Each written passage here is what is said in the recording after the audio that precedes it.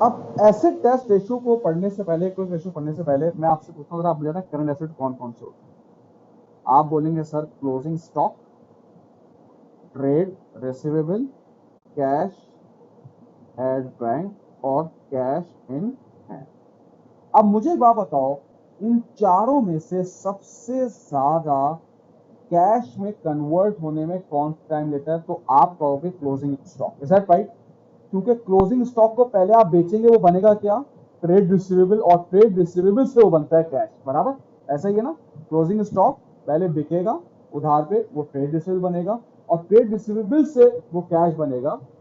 तो इसका मतलब है क्लोजिंग स्टॉक सबसे ज्यादा टाइम लेता है कैश। देखो ये दोनों तो है ही कैश। ट्रेड रिसीवेबल जाहिर सी बात है 1 महीना लेगा, 15 दिन लेगा। क्लोजिंग इन्वेंट्री सबसे ज्यादा टाइम लेगा। तो इसको कहते हैं कि closing stock is the least liquid asset, यानी कि इसको लीस्ट लिक्विड क्यों कहेंगे? तो कैश में कन्वर्ट होने में टाइम लेता है। ठीक है भाई? अब इसका फॉर्मूला क्या है? Current asset minus closing stock upon current liability. अब देखें, ये है 50,000, 40,000,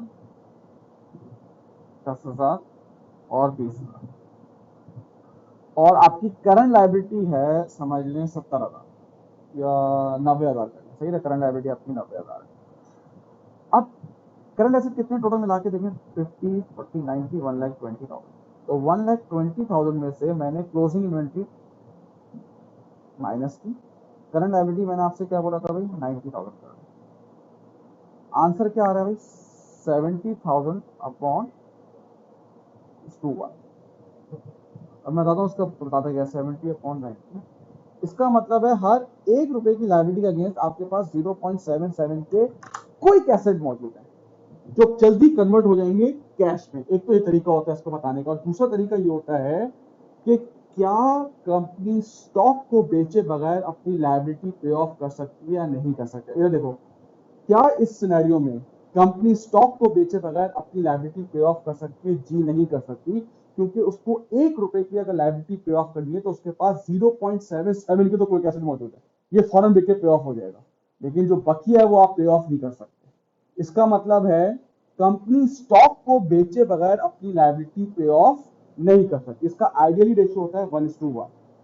अगर इससे कम आ जाएगा तो आप ये कमेंट देंगे कंपनी स्टॉक को बेचे बगैर लायबिलिटी पे ऑफ नहीं कर सकती। इतना आ जाए, ऐसे थोड़ा ज्यादा आ जाए, आप बोलोगे कंपनी स्टॉक को बेचे बगैर अपनी लायबिलिटी पे ऑफ कर सकती है। ठीक है भाई? जैसे इस सिनेरियो में क्या है, हर 1 रुपए की लायबिलिटी के अगेंस्ट आपके पास 0.77 के क्विक एसेट्स मौजूद है। इसका मतलब है आप स्टॉक को बेचे बगैर पूरी अपनी लायबिलिटी पे ऑफ नहीं कर सकते।